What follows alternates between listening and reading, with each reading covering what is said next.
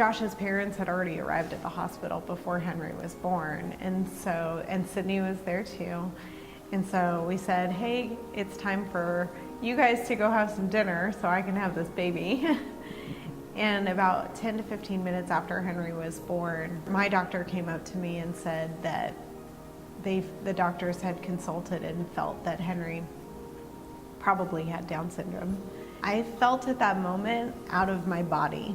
It was truly as if I'd left the room and I was just hovering above. We cried a lot together. We cried a lot.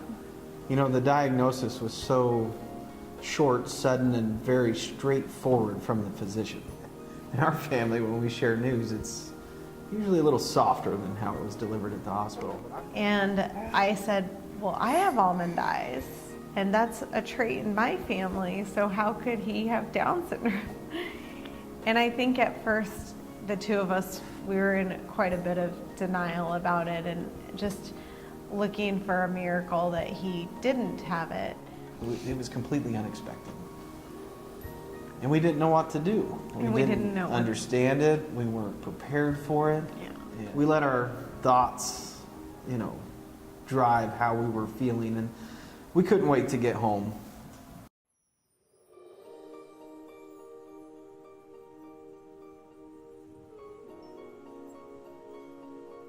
And I think that grief and pain of you're disappointed that you don't have a child that you expected, or that it's not going to be the road or path that you expected.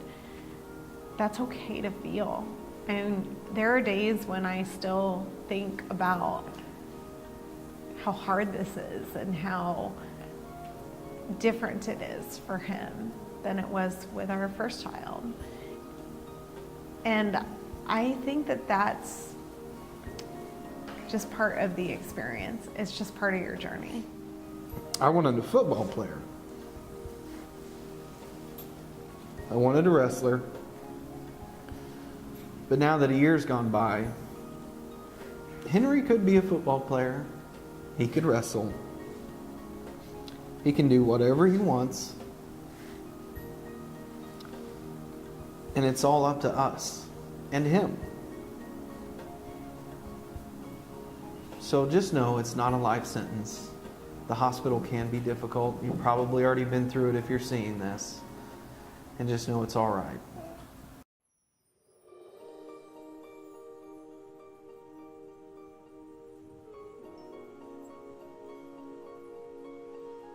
And the more that you just let yourself go through it, you become a better person, you become more inclusive of others, you become more open-minded to the world, and you get to experience joy and love in a way that you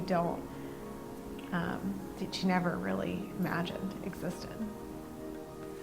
It's a joy pain. Now. It's not pain anymore. It's just hard to, it's still so fresh. And I don't know. Does that make sense? It's still in the back of my mind, and I don't think that's ever going to change. But I think we'll have made more memories that kind of bring out the excitement, because it's not any different than when Sydney was born. We still cried when Sydney was born. Yeah. We were so excited. This time we just had an unknown we were unexpected for. I actually think that it's a gift. I think that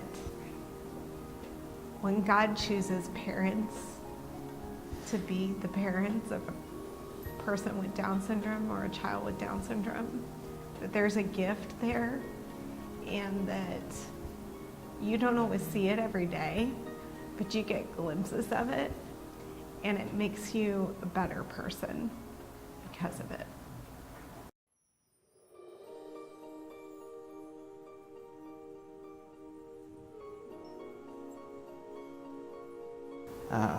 Since Henry's only our second child and we've only had one, it was still a learning scenario regardless. We have the civil rivalry. We have all the fun stuff. Sydney the 4-year-old and Henry the baby. Henry's got his own timeline.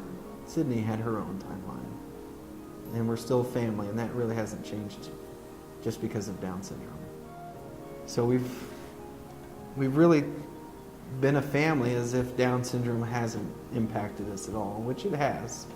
But it's our family, it's our core family, and we're excited about it. It's a gift now. It's a joy, and we love our son with Down syndrome or without Down syndrome. He's still our boy. He's still a little brother. He's still a grandson. He's still a great grandson, and most importantly, He's our son. he's our son. What's your favorite thing to do with Henry? Play with him.